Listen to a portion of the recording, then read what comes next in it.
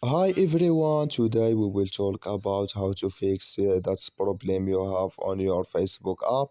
You just click here on settings, then you come here to settings window and we will go down, we will click here on apps.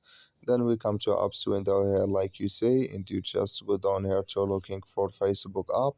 Then you click here on Facebook and you come to app info here window and you just click here on for stop.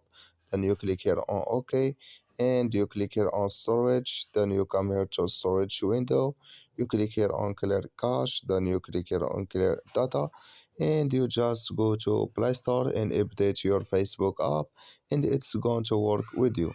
So that's all now. I wish now you I get it. Thank you for your watching. Don't forget to support us by like and subscribe, and see you in next video about all Facebook settings. So guys, see you in next video.